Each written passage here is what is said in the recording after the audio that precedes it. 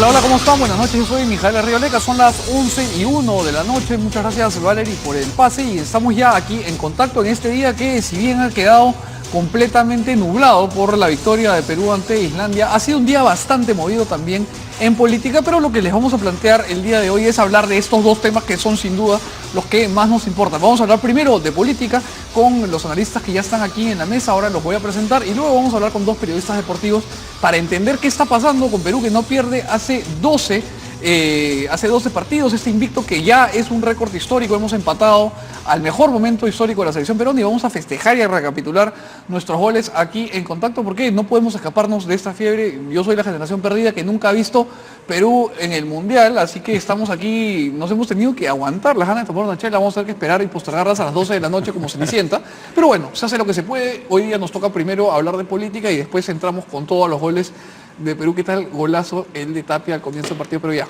control. Señores, hoy día en política ha sido un día también importante. Hace solamente unas horas, cuando Tapia estaba metiendo ese gol, el ministro Yufra ya salió del Ministerio de Transportes y Comunicaciones, ha asumido la cartera del señor Edmer Trujillo, de acuerdo con información publicada por Gestión, información que además ya fue corroborada por el ministro Yufra, que ha puesto un tuit, y lo veían ustedes con Valeria hace un momento, agradeciendo pues por la gestión y además dándole la posta de alguna forma al señor Trujillo. Tremenda tormenta en la que sale Yufra. Además, el presidente Vizcarra ha hablado fuerte en Piura, y además el presidente Vizcarra ha tomado algunas decisiones, habló también sobre la cumbre de las Américas que está próxima a celebrarse en Lima, ha dicho que va a ser un éxito. Sobre Maduro le pasó un poco la pelota a Torretal, así que vamos a entrar a todos esos temas. Nos acompaña aquí Ángel Delgado, que nos acompaña con alguna frecuencia, y Javier Torres Sebane, quien esperamos tener más seguido para conversar de estos temas. Tenemos ahora sí el tuit para comenzar hablando. Los dos tweets en realidad que ha puesto Bruno Yufra, ¿no? Primero puso que felicita a Edmer Trujillo por su designación como nuevo ministro de Transportes y Comunicaciones, le deseo mucho éxito en su gestión y los mejores deseos para que cumpla con todos sus objetivos de gestión.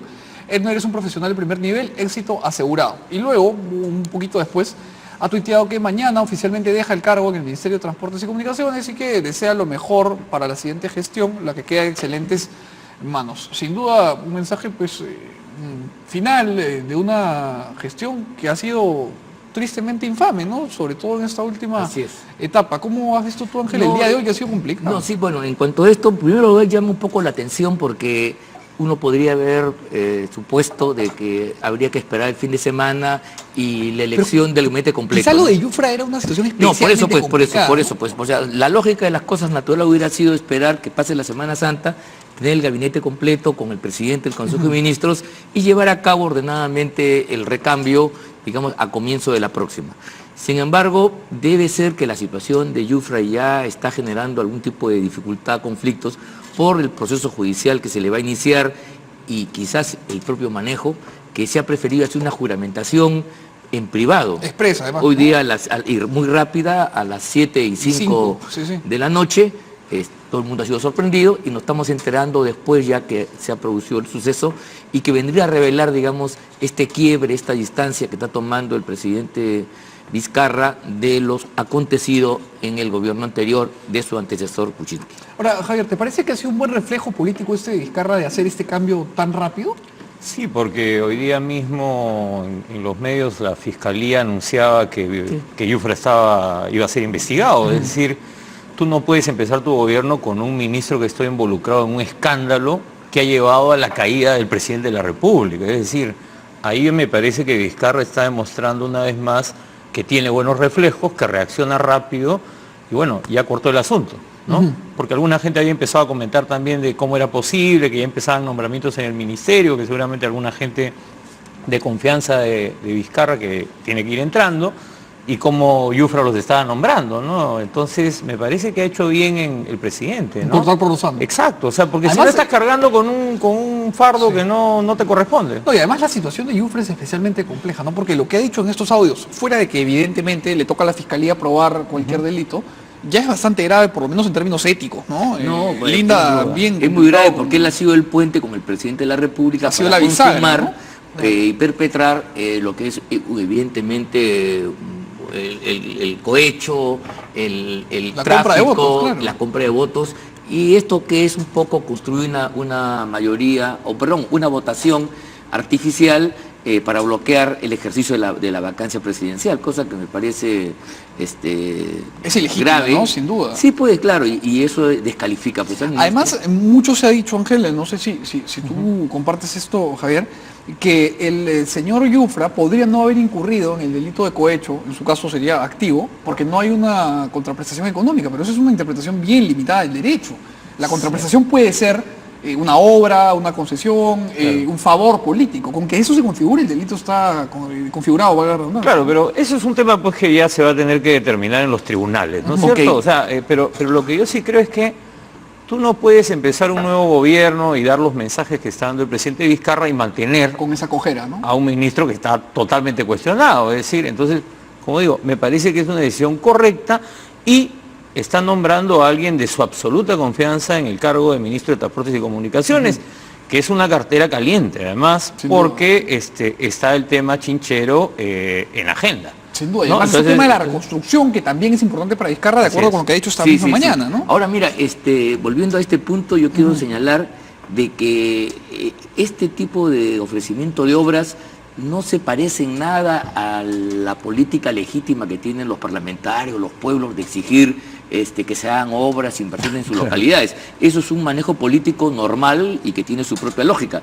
Aquí lo que se está dando es una especie de título, una especie de encomienda a las personas comprometidas para que dispongan con ese título de los recursos y de la relación con el Poder Ejecutivo, ¿no? Entonces, que es eso de lo que fanfarroneaba Bienvenido Ramírez. En el fondo es un beneficio económico traducido en un título para que tú dispongas, como quieras, de esta obra que te la dan a ti para que tú la manejes como te dé la gana. Y con tu gente, ¿no? Y con la gente, ¿no? Porque cuando escuchábamos el audio del señor Bienvenido Ramírez, el video, el señor hablaba como un cacique, ¿no? En Tumbes el tipo hablaba como si fuese un poder plenipotenciario. Bueno, es que lamentablemente muchos de nuestros congresistas actúan así porque se consideran caciques, caudillos, como lo quieras llamar, y creo que además la señal del presidente es buena porque le está diciendo a todos, oigan, yo con esto no transo.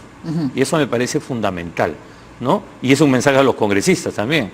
Señores congresistas, estas conversaciones en mi gobierno no se tienen que dar. O sea, yo creo que está bien planteado. Efectivamente, como dice Ángel, hay una tarea de representación, en fin, ese es otro tema. Otra cosa que no se puede confundir. Acá están hablando... han intentado confundir las cosas claro. Pero hay un límite clarísimo, ¿no? No, hay un límite clarísimo, pues, porque aquí tú estás recibiendo un beneficio particular económico por manejar una obra en forma indebida, que además le corresponde la ejecución al Poder Ejecutivo, que hace el parlamentario administrando eso. Y este parteaguas, perdóname Ángel, te interrumpo, uno que tú haces, me parece fundamental para todos los televidentes, para los ciudadanos, porque ha habido una especie de sobredimensión del asunto, no porque no hayan argumentos, ha sido terrible, nauseabundo lo que hemos visto, pero lo que dice Ángel es correcto, porque muchas veces se dice, se ha estado diciendo, por ejemplo, que un ministro y un congresista no deben poder conversar, y eso pues sin duda ya no tiene ningún sentido, ¿no? Conversan a diario. Es necesario que conversen, además, mira, coordinen. Una autoridad política, a ver, que vaya a un funcionario y le diga cuánto es, lo denuncia al toque y sale volando por los aires en el acto. O sea, eso es casi impensable que se produzca. Este es un manejo de otra manera, que tiene además una lógica anterior que es muy perversa, y si me permites un minuto te la voy a escribir. Esto viene de atrás. Es un mecanismo que responde a la pregunta ¿por qué diablos el alcalde Pichinaque y el de los pueblos pequeñitos del Perú profundo tienen que venir a Lima luego de varios días de viaje a rogar, a ser sometidos a todo tipo de vejámenes en las dependencias públicas, que la cosa sea rechazada? Porque ha habido en los últimos tiempos una centralización, una recentralización de los recursos que en otro tiempo estuvieron presupuestados en los fondos, en las propias municipalidades. Poco a poco, con argumentos tecnocráticos, de mayor eficiencia, calidad de gasto, se ha ido recentralizando y esto ha convertido a los ministerios, que debieran ser en la lógica de la reforma del Estado, organismos técnico-normativos con un personal capaz, que haga una rectoría en el sector, pero que no ejecute y menos tenga que ver con las obras directas, al contrario, las controle, las vigile y apoye a las autoridades locales, las ha convertido en los caciques que deciden. Feudo, ¿no? Y entonces ese escenario, como tú comprenderás, es el totalmente favorable para que la gente dé cualquier cosa para que su obra, el servicio, la inversión pueda llevarse a cabo de cualquier presión. Ahora, Ese es el tema.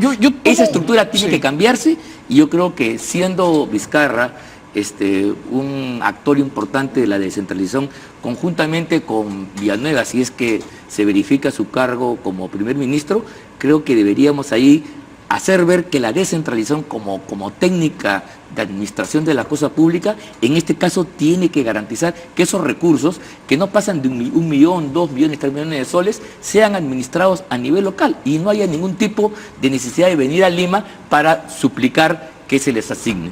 Además, sobre ese punto de partida, Javier, ha habido un tema que es que cuando se ensambla el proceso de descentralización, que en el Perú además se dio con mucha velocidad, hubo una especie de vacío de poder que parece pues que un montón de gente con poca moral ha capitalizado haciendo estos feudos. Vamos a escuchar la opinión de Javier, pero antes vamos a ver un video sobre lo que dijo hoy día Martín Vizcarra en Piura, en donde de alguna forma aborda este tema. Lo escuchamos y regresamos a la mesa.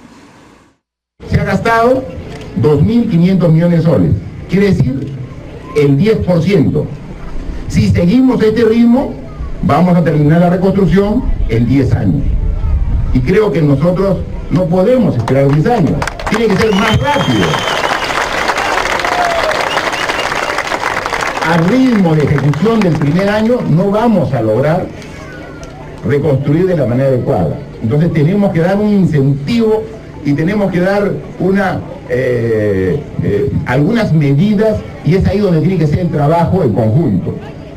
¿Este problema lo podemos solucionar? Sí, pero esto es el ojo vigilante de ustedes, porque hacer las cosas rápidas,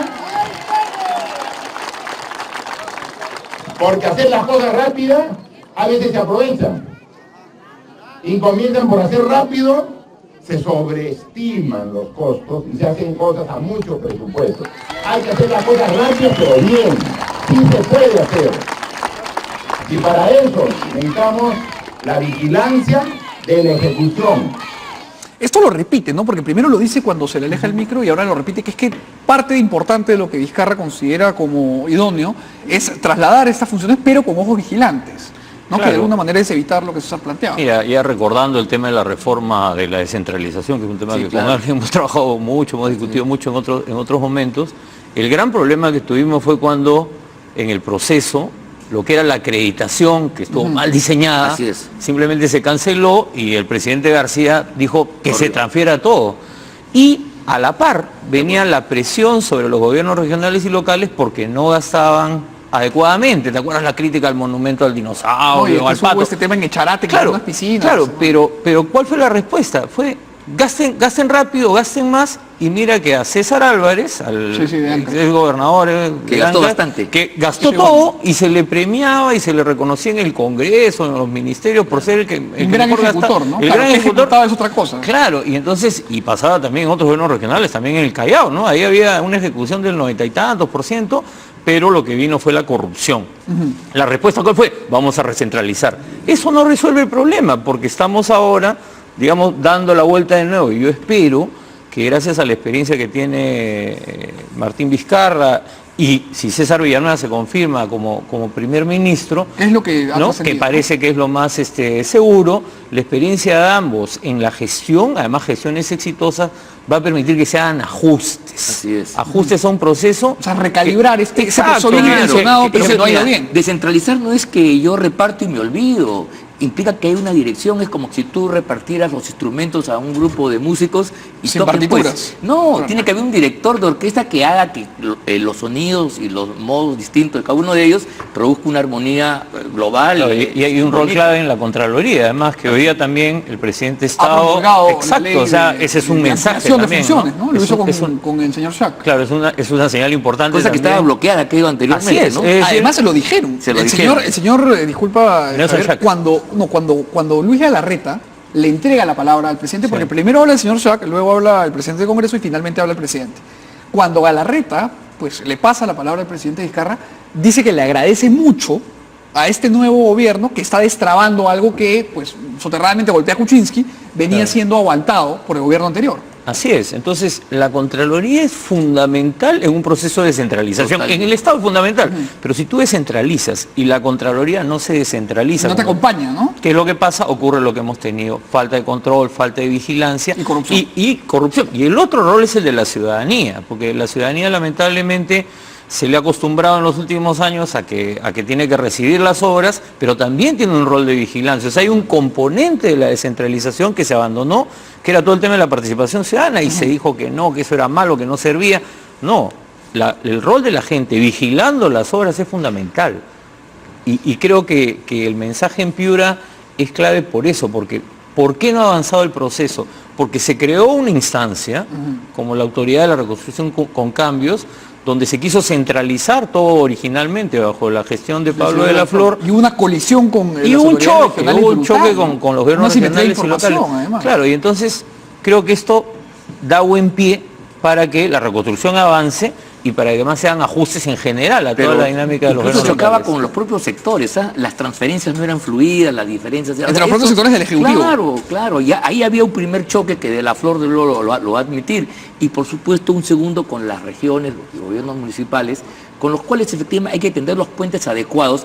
No es fácil, pero hay que hacer un esfuerzo porque hoy día el país es descentralizado y la gestión tiene que darse bajo esas pautas. Es esta idea errónea de que cuando algo no funciona bien, hay que borrarlo todo. Hay que borrarlo y crear una autoridad especial que una suerte de SAR, ¿no? O sea, los SARes acá no han funcionado, una comisión que no sirve para nada. Comisión de alto nivel, además. Exacto. Es como suele es mentira, eso es como que todos los ministerios se sintetizan ahí, no es verdad, mejor que cada uno funcione. El rol del presidente, el presidente del Consejo, de los ministros es liderar eso. Justamente ser ese director de orquesta del que hablaba. Pues, pero yo creo que estas superposiciones no dan resultados, son salidas fáciles, efectistas, un poco para la prensa, y creo yo que hay que saber trabajar con las autoridades que ahora van a ser nuevamente elegidas el próximo año, ¿no? Ahora, a fin de año, y con los cuales habrá, espero yo, una buena química y una buena ronda para poder potenciar sus habilidades. Sí, ¿no? ahora, para enfocarnos un ratito en el tema de Piura y la reconstrucción en general, de repente lo que ha pasado, que ustedes diagnostican bien como un panorama macro, que ha habido pues este divorcio entre el Ejecutivo y la operatividad regional, puede verse en el sentido micro en esta reconstrucción, porque se asignaron 25.000 millones de soles, que poca plata no es, y se han ejecutado solamente 2.500 millones en el año crítico, ¿no? Que es el primer año de tragedia. Claro, pero además por una enorme desconfianza de las capacidades locales. Así es. Es decir, el Colegio de Ingenieros de Piura no es pues cualquier cosa, es el Colegio de Ingenieros de Piura. El diagnóstico sobre Piura, sobre lo que hay que hacer con la ciudad y con el río, está hecho hace muchos años. Pero no, dicen, no, tenemos que traer a unos expertos que saben las cosas porque vienen de no sé dónde.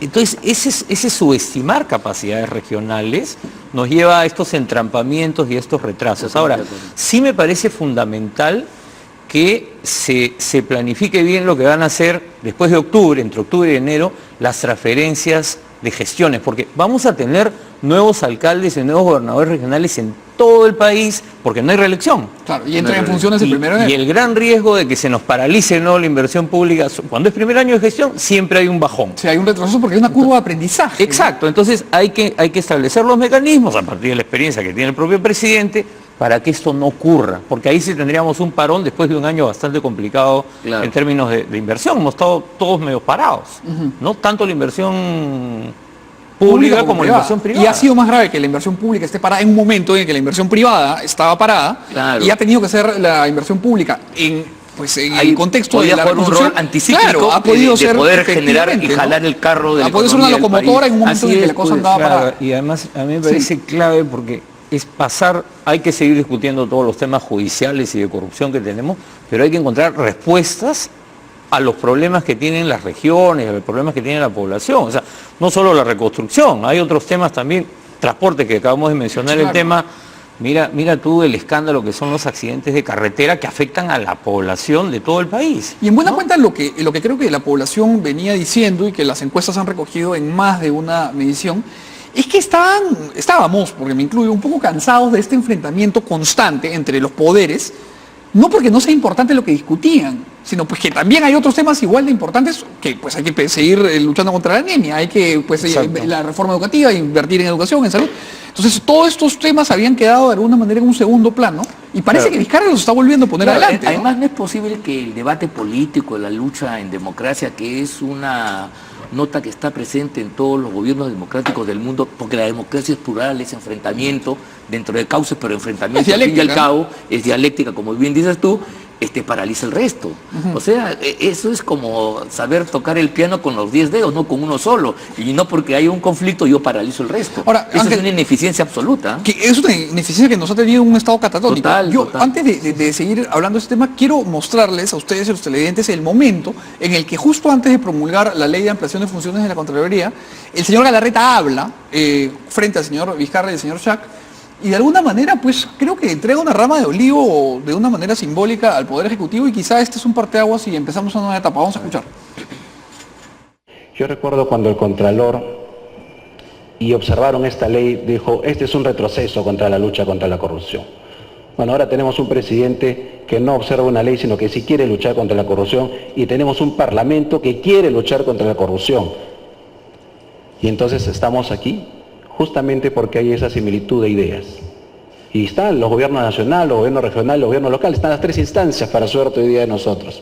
Hemos querido estar aquí y agradezco al señor presidente de la República que nos haya invitado, porque aquí ya no hay un gobierno que quiso entrampar la lucha contra la corrupción observando una ley innecesariamente. Hace meses podría haber estado esta norma encaminada, que es sumamente importante, porque hemos tenido que ir a una insistencia. Bueno, no es coincidencia que esta sea una de las primeras leyes que promulga Martín Vizcarra, y lo que dice Galarreta es pues un ataque directo a Kuczynski y a su pasividad frente a este asunto, ¿no?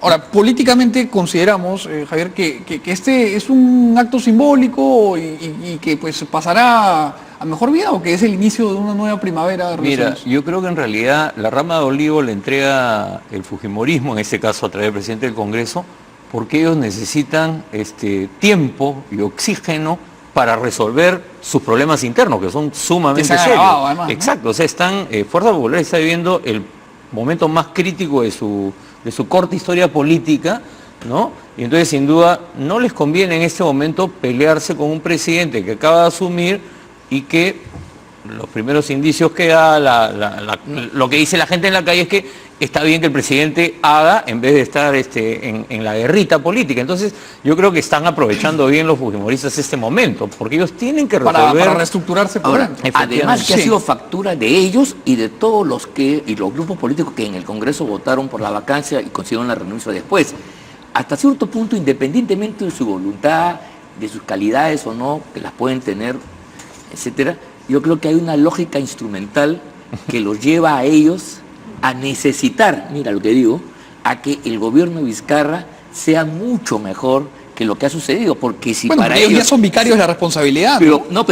imagínate tú, si Vizcarra fracasa por cualquier motivo, la responsabilidad primera va a ser de todos aquellos que vacaron al gobierno anterior. Claro, porque Entonces, Kuczynski ya no va a estar pintado, van a caer además el pato sobre ellos él. tenían, ¿cuánto? 14%, 12% en las últimas encuestas. El ¿no? Congreso ¿Cierto? salió con 11. Claro, 11%, bueno, en fin. Poquísimo. Pero, además, digamos, no le pueden dar gusto a los señores Chepú y otros que están anunciando 2 meses de vida y luego viene la catástrofe, el apocalipsis. claro, pero lo que yo creo es que el Congreso tiene serios problemas, o sea, está herido de muerte también, pero además los partidos en este momento tienen que ver qué hacen frente a las elecciones regionales y Eso municipales. O sea, Fuerza Popular aspiraba a ganar las elecciones regionales. Y de una participación fuerte en todo el país. Exacto, además. y ahora en las condiciones que está va a tener que darle una dura batalla con otras fuerzas políticas, sobre todo con Alianza para el Progreso, que creo que es la que se está preparando mejor para esa pelea, pero imagínate que Fuerza Popular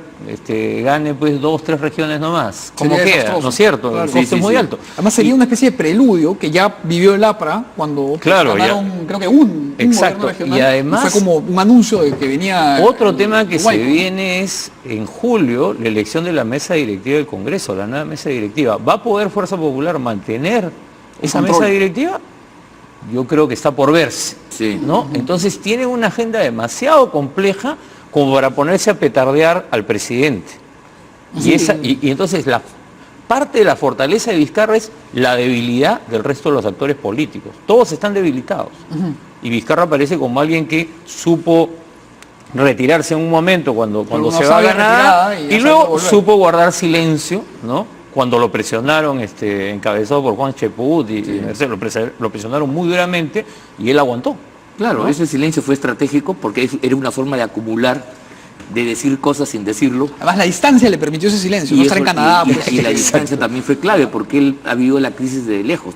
De haber estado acá quizás hubiera sido diferente, Claro, hubiera porque, parecido pues, comprometido. además claro. había que Entonces, meterle un micro y ya iba a eso ser es más una difícil. acumulación que por coincidencia o no, de hecho le ha producido Claro, beneficios y- y él ha sacado provecho de eso. Y claramente. eso además nos dice que no necesariamente, como decían algunos analistas, el presidente se iba a convertir en un títere del fujimorismo. O sea, porque lo que ha demostrado es tener buenos reflejos y buena lectura en una situación política. Estamos hablando de alguien que estuvo a borde de una censura ministerial Claro, que renunció hace para que no menos lo de un censures. año y que renunció. Entonces, creo que eso expresa también que tiene un margen de autonomía y que veremos cómo va el nombramiento del gabinete, pero hasta el momento los gestos que tiene creo que van en el sentido correcto para lograr cierta estabilidad Fortalecer, en ¿no? medio de la La crisis que incluso- tenemos, ¿no? figura de la presidencia, Mira, incluso además, si sí. reparamos, ese gesto también fue inteligente. Él no fue como los otros ministros que llevaron la cosa a una censura larga, a un proceso tortuoso, ¿no? De desgaste, además, Que ¿no? desgaste, cuyo punto más alto fue el voto de confianza de Zavala a la ministra Martins. Al contrario, él apenas vio la correlación, renunció y en simultáneo anuló los contratos y la adenda, en cuyo caso desapareció aquella imputación que se le venía haciendo y quedó como parte del debate político en el cual si no estamos de acuerdo yo lo dejo, pues se acabó. Y además No la insisto en el fiscalía poco antes de Por eso, este tema lo terminó. porque ya no hay completo, pues ya no hay ningún elemento de Que lo vincule jurídicamente. que pueda contravenir el Ahora, orden jurídico, ¿no? mucho de lo que ha mencionado Javier se ha hecho relevante porque esta crisis, que si bien ha golpeado con especial vigor al fujimorismo, pues por esta batalla que se ha desatado entre los hermanos, también ha golpeado a otros partidos que tradicionalmente tenían una unidad casi incontestable, como el APRA, por ejemplo, ¿no? En donde este desacuerdo entre la facción de Mulder y la facción del Castillo se agudizó, y de hecho hoy día Alan García, que también ha declarado a Canal N, que también ha sido un tema político importante porque García no hablaba hace tiempo, Alan García, con la astucia que le conocemos, apoyó a una de las dos facciones. Porque él dice de manera muy discreta, Mauricio Müller, el secretario general del partido, cuando se acaba de discutir si es que su elección fue válida o no, pues se ha impugnado todo este rollo en el colegio, el Jurado Nacional de Elecciones. Vamos a escuchar lo que dijo Alan García y regresamos para analizarlo. Tuve el honor de recibir a un presidente de la República en mi casa. Pero todo lo que yo le decía era muy simple. Mire, presidente, o mira, Kuczynski, el Perú está dividido exactamente por la mitad. Hay dos poderes. Tú tienes el poder ejecutivo y la legitimidad del presidente, pero un sector importantísimo, el 50%, tiene el poder legislativo en mayoría. Tu obligación inmediata es cruzar el charco, cruzar la acequia y hablar con quienes tienen ese poder. Pero le tocaba al presidente. Yo sé el margen, usted recuerda 40.000 votos de diferencia entre Kuczynski y Fujimori, se logró, y esto es gravísimo y no se ha investigado, se logró porque la noche anterior se dictó orden para que ningún policía del Perú votara. ¿Sabe usted eso? Ese es el argumento. Y oficiales del ejército. Pero si usted hacía una encuesta, el 80% de esos votos tenían ejerciendo directamente la dirección del instituto, pero vuelvo después a mi instituto. Es decir, lo que he querido es alejarme del país porque mucha gente decía, bueno, ya perdió las elecciones, muy bien, me despido de la política, me despido de la actividad partidaria, y para que no crean que es una palabra, tomo distancia. Y es lo que he hecho. ¿Y el 2021 también va a tomar distancia de la política? Obviamente, obviamente. Eso ya se acabó. ¿Definitivamente para usted? El tiempo le demostrará que sí. Bien, Alan García además habló de otros temas, habla de cómo el señor Kuczynski inicialmente debió haber logrado el diálogo con Kuczynski, cómo Kuczynski debió haber logrado el diálogo con Keiko, ¿no? Porque no está en el video, pero le dice directamente debió usted ir sin cámaras, ¿no? Tocar a la puerta y sentarse a hablar, que de hecho es algo que muchos compartían. Y luego habla un poco de su figura dentro del APRA, ¿no? Que dice que se va a retirar. Ahora, es un triste final para quien fue 2 veces presidente de la República, terminar pues siendo vocero de Keiko Fujimori, ¿no? Porque lo que ha dicho sobre el resultado de las elecciones es pues lo que Keiko Fujimori viene diciendo y pensando hace mucho tiempo, y varios de sus voceros. O sea, ¿Le parece que es vocero fuerte decir eso, no? bueno, pero cuando lo he escuchado, yo no lo había escuchado más temprano, pero cuando lo he escuchado, siento pues que es el speaker de Keiko, ¿no? Y es un triste fin, creo yo, para quien ocupó 2 veces la presidencia de la República. Ahora, Además, él mismo está señalando. Él puede decir que es un fin, pero... Yo creo que lamentablemente, porque yo creo que el partido aprista ha tenido un rol histórico en la historia de Sin duda, nuestra historia, marcado el siglo XX, ¿no? Me parece que atraviesa una grave crisis, ¿no? Está muy golpeado, es muy difícil incluso que participe en las elecciones regionales y municipales, Así ¿no? es, ese es el Y tema. entonces tiene que resolver su crisis, pero con un liderazgo como el de García, yo veo que justamente él es el que ha terminado corroyendo y destruyendo ese partido. Mira, la crisis del APRA es hasta más profunda que la del fujimorismo porque tiene una consecuencia legal. Ahorita no tiene un comité ejecutivo nacional y en consecuencia no tiene la instancia para trabar las alianzas, inscribir legalmente los candidatos y puede quedarse fuera de las elecciones municipales que en el esquema de ellos era un punto de inflexión importante para poder retomar la iniciativa política y asentarse en las bases del Perú. Claro. Eso, si no consiguen ellos revocar la resolución Del a jurado. través de este recurso extraordinario, van a pasar un momento muy grave porque no solamente van a tener el conflicto de las facciones. de Sino facciones, un problema ya dice usted, sino sobre legal. todo una incapacidad de poder participar en la justa electoral que para todos los partidos debe ser un momento de recuperación y de replanteamiento y de asentamiento mayor para lo que viene después, ¿no? Eso es muy además, grave. Siempre en el APRA han habido facciones, tendencias, como cualquier partido. Y divisiones. Pero la magnitud de la crisis que vive el APRA es algo que nunca se había visto. O sea, nunca habían terminado pues en manos Del Jurado Nacional de Sí, Elecciones. No, y Esa- además esa es las grandes crisis apristas habían sido usualmente enfrentamientos por el vacío de poder práctico que dejaba ahí a la torre en los casos de persecución o de exilio, y luego por el control operativo de un partido que tenía mucho poder. Así Hoy es. día están básicamente luchando por quedarse con una cuota mínima Por de eso poder, ¿no? están peleando por sobrevivir. lo que queda del partido, ¿no? Y yo no veo ahí cuál sea la solución a ese conflicto, ¿no? Finalmente a la hora de la renuncia del presidente todos se alinearon, digamos, ¿no? Pero creo que... Que también se catalizó este tema, pues, porque esto es importante, porque si bien la facción del señor del Castillo había dicho que no iba a apoyar esta vacancia, también habían dicho lo mismo dentro de APP, una parte de los congresistas, dentro de Acción Popular, incluso hubo una parte de los congresistas de Peruanos por el Cambio, que por supuesto iba a votar en contra de la vacancia, que al conocer los videos y sobre todo los audios, al día siguiente, pues se vio obligada ya a No, cambiar. ya las evidencias Claro, fueron definitivas. era Ya abrumador, todo el mundo se era volvió- abrumador, todo el mundo pero- se volvió profeta ante los hechos, ¿no? Ya Claro, es sí. Pero era impensable pues, en un contexto hace no muchos años pues que un militante aprista, dirigente además como Javier Barrea, terminara de ministro. O sea, eso era impensable y que lo expulsen por tuit. O sea, finalmente Sí. no lo han expulsado, ¿no? Mira, pero ese nivel de crisis La disciplina nunca ha sido uno de los, pilares, su vectores, mayor virtud. pilares de esa organización y en consecuencia de la que se relaja.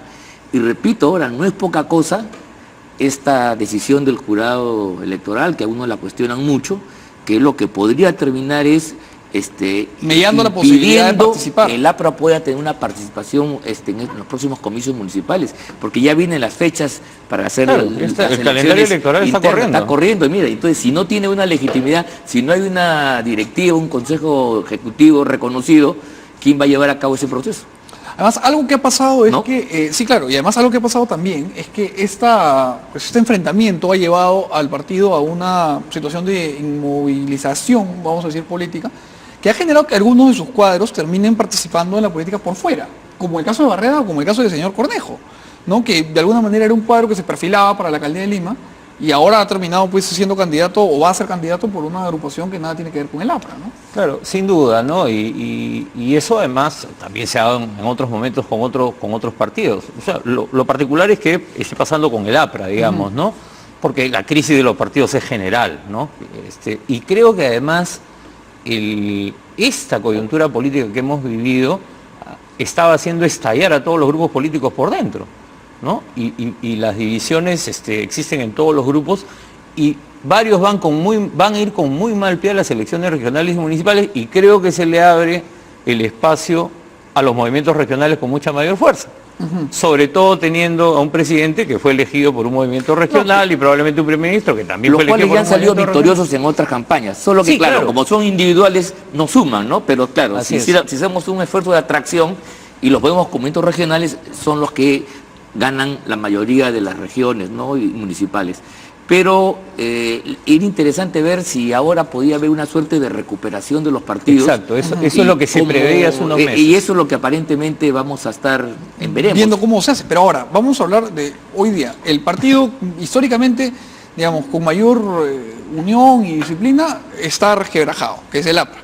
Y el partido que en la práctica, hoy, en la actualidad, tiene mayor poder político es el fujimorismo a través de Fuerza Popular. Eso negarlo no se puede. Que nos guste o no, esa es una discusión que aquí no compete. Pero el fujimorismo también está viendo partida su unidad por esto que ha pasado con Kenji Fujimori, pero que además cuando Kenji Fujimori sale en este video haciendo ahí una especie de trabajo cantinflesco, ¿no? de colocar la voz del presidente, y luego el señor Bienvenido Ramírez ya lleva esto a un nivel de lumpenización absoluta, muchos pensamos que ese era un golpe letal para Kenji Fujimori, pero el domingo en Twitter soltó un video que inmediatamente transmitió además un canal en donde pues se evidenciaba que parece que tiene un as bajo la manga, ¿no? No creo, bueno, eso podemos analizar y efectivamente uno nunca sabe ya las cosas oscuras que hay, ¿no? Y cómo se manejan. Pero yo tengo la impresión que ya es fruto de una desesperación. Yo creo que el golpe de los videos ha sido contundente y desarma la posibilidad de que ahí se articule un grupo. Y tengo yo la sensación que si eso es así, el fujimorismo tenderá, no de inmediato, a reagruparse tras el grupo que queda victorioso. Eso es verdad. Y lo de Kenji Fujimori fue una aventura que agarró su mejor momento cuando salió el padre indultado, pero que después su única formulación política ha sido apoyar un gobierno devaluado políticamente, que sale además con imputaciones de corrupción. Y frente a eso, decir yo defiendo la gobernabilidad es muy poca cosa, es muy insuficiente. Ahora, en política nada. No, en política claro, nada. Pero ¿le parece que por lo menos en el corto plazo entonces Kenji está fuera de juego? Yo creo que, mira, después de la ofensiva, vamos a decirlo así, de ellos, han sufrido un contraataque muy duro, que por lo menos puede significar el desafuero de algunos de ellos. Incluso de Kenji, ¿no? Más que va a pasar con el resto, me dicen que ya están en conversaciones para retornar algunos de ellos. Además los accesitarios no son leales a Kenji, sino a Kenji. Así es. Y por otro lado, repito, yo creo que lo peor del grupo de Kenji es su ubicación, es una mala ubicación, no es la ubicación, digamos, con Vizcarra, no es la ubicación, digamos, de los otros que están en otro lado y que pueden reciclarse como esa. Aquí tú tienes que explicar cómo es posible que tú hayas defendido y apoyado a un gobierno que ante la opinión pública está siendo sumamente criticado. Ahora, Ángel, un tema que me parece importante que mencionas es que esto ha catalizado el fin, en esta etapa por lo menos, de Kenji Fujimori. Pero Kenji Fujimori representaba el albertismo, ¿no? A su padre, a los intereses de su padre. ¿Crees que va a sobrevivir el albertismo, que va a reconfigurarse? Yo creo que Kenji Fujimori era y es y siempre ha sido el mensajero de Alberto Fujimori, y nada más. Y construyó una imagen, ¿no? Muy bien construida, con muy buena asesoría, ¿no? Y alguien que construye una imagen que además se basa en un conjunto de imágenes preelaboradas, ¿no? Simbólicas, ¿no? Si le pones un video como el que hemos visto y lo pone en evidencia, el golpe a la imagen es muy fuerte, ¿no? No. Entonces, el principal capital de Kenji era esa imagen que había construido, ¿no? Entonces yo ser el vocero de su padre. Entonces, ¿le parece que el albertismo queda en crisis? Yo creo que queda golpeado, yo creo que sí está golpeado, pero además como fuerza popular, el grupo de Keiko Fujimori también está duramente golpeado y ha sufrido varias derrotas. Ojo, no pudieron sacar a los magistrados del Tribunal Constitucional, no se pudieron tumbar al fiscal de la Nación, ¿no?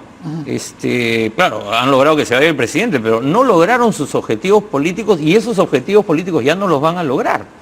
Entonces sí está golpeado y como te digo, una derrota seria en el proceso electoral de octubre puede ser catastrófico para Keiko Fujimori. Ahora, Sí, el albertismo, Ángel, ¿crees que está muy golpeado? Yo creo que el tiempo, la cronología, los factores biológicos juega un rol de fundamental y no es lo mismo un Fujimori hace 10 años que ahora con la edad y las enfermedades. Inclusive su capacidad de pensamiento y de actuación política tiene que haberse visto sacrificada en alguna medida. Yo creo que esa apuesta de ellos, bueno, le sirvió para salir de prisión. Hasta ahí demostraron gran habilidad, pero eso no tiene aliento para darle sostenibilidad a una política duradera y alternativa. En un país polarizado como el que estábamos, donde el presidente Kuczynski cargaba una enorme culpa de corrupción, defender eso claro, es era prácticamente imposible, es casi achicharrarse con eso. Y los videos lo han vinculado en alguna medida. Claro, ¿Te das y cuenta? además de una manera que no se extingue en el tiempo, ¿no? Cada vez que alguien ponga YouTube va a haber esta vinculación. Ahora, por otro lado, habría que señalar quizás... bueno, ya. Tengo más bien que... A ver, termino. Lo que quería decir de repente, habría que ver si los embates y los combates fortalecen al grupo que ha quedado en Fuerza Popular. También es esas cosas. Yo lo Porque veo mire, difícil. en la política también hay de las dos cosas. La Claro, a lucha veces también te fortalece. La agudización de las contradicciones fue... te fortalece la lucha y donde te generar debilita. progreso Habrá que ver estando eso a futuro. al Eso no se presidente puede... Mao Zedong. Bueno, señores, yo tengo que despedirlos, les agradezco mucho por todas sus opiniones. Gracias. Son las 11:42 y nos toca hablar ahora sí de fútbol. Ahora Y ponernos de sí. mejor humor. Así que vamos a hacer un corte y regresamos con eso.